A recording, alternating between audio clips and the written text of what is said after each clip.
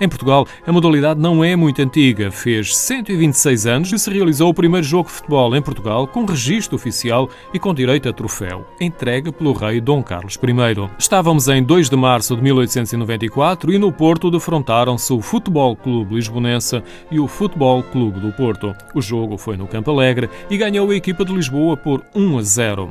Tiveram de ir a prolongamento, não por causa do resultado, mas porque o rei Dom Carlos I e a rainha Dona Amélia, ídolos de Lisboa, chegaram muito atrasados e o jogo teve de se alongar. O troféu, a Taça Dom Carlos I, está na posse do CIF, Clube Internacional de Futebol, constituído em 1902 e herdeiro do Lisbonense. O troféu está em poder do CIF, fisicamente não está nas nossas instalações. Como é que ele é?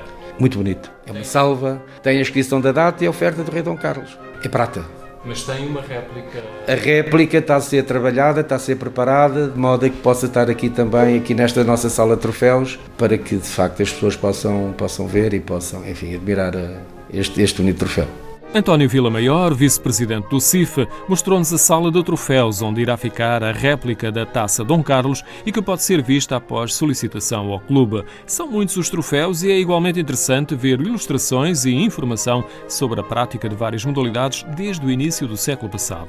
No que se refere ao futebol, há na verdade alguma indefinição se o primeiro jogo foi na Madeira ou em Lisboa. De qualquer forma, é reconhecido o registro de pessoas como os irmãos Pinto Basto que trouxeram as primeiras bolas e regras do futebol inglês e promoveram o arranque da modalidade. Realizaram-se jogos e treinos particulares, mas o grande marco para o incremento do futebol em Portugal foi o jogo realizado há 126 anos. A partir deste momento, há um salto qualitativo do desenvolvimento de futebol, onde o primeiro clube, o CIF, é o clube mais antigo da Associação de Futebol de Lisboa. É fundado no dia 8 de dezembro de 1902, em que o Carlos Vilar é o primeiro presidente e também já os irmãos Pinto Basto também já contribuíram para o aparecimento deste clube e daí também o Internacional. O Internacional porque, à época, congregava várias nacionalidades e, portanto, e do futebol em inglês também tem a ver um pouco com isso. A partir daqui há todo o pontapé de saída, digamos assim, do aparecimento do futebol em Portugal, onde culmina depois, em 1905, com o aparecimento da Associação de Futebol de Lisboa, que entretanto aparece o Sporting, aparece outro clube chamado Benfica. Estes três com mais dois são os fundadores da Associação de Futebol de Lisboa. Hoje, a distância da história poderá apagar a relevância do CIF em termos competitivos, mas na verdade o CIF chegou ao mesmo patamar do Benfica e do Sporting. Quando aparece o primeiro campeonato organizado pela Associação de Futebol de Lisboa, onde aparece já o Benfica e o Sporting, o CIF foi campeão. E o CIF, à época, era uma referência do desporto em Lisboa, nacional e futebol em particular. Depois há toda uma evolução da prática da modalidade e também de benesses aos praticantes, de pagar o lanche, de pagar o bilhete elétrico, de pagar coisas que para nós hoje são umas coisas irrisórias, mas para a época representava muito. O CIF, na sua estrutura e através dos 3 dogmas, espírito olímpico, do amadorismo e a prática do desporto pelo desporto, e o CIF alertou para os maus caminhos, e há registros disso da época, para o qual o futebol se estava a guiar, digamos assim, e em 1924 abandona a prática desportiva federada no âmbito da organização da Associação de Futebol de Lisboa. O CIF deixou o futebol federado, mas continuou com a prática desta modalidade assente nos princípios que sempre defendeu. O CIF organiza um campeonato onde estão à volta de 400 sócios, distribuídos por 16 equipas, onde fazemos um campeonato a 2 voltas, onde temos uma taça CIF,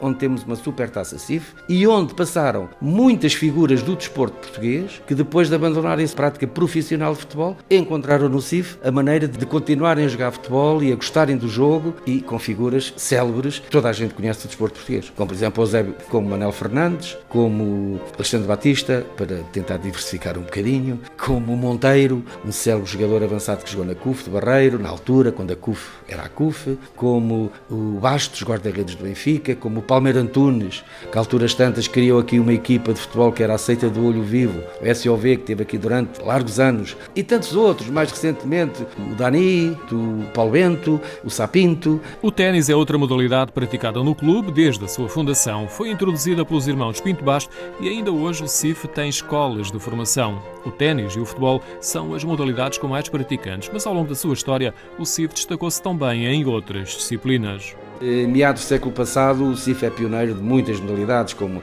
o boxe, como o badminton, como o atletismo, como, uma série delas. E teve também, à época, uma referência de um atleta e um desportista de eleição, que foi o pai do professor Gentil Martins, hoje atual sócio número 1 do CIF, que foi campeão nacional de várias modalidades, foi um desportista de uma referência não só em Portugal, mas também internacional. Isto para lhe dizer que modalidades continuaram, outras desapareceram.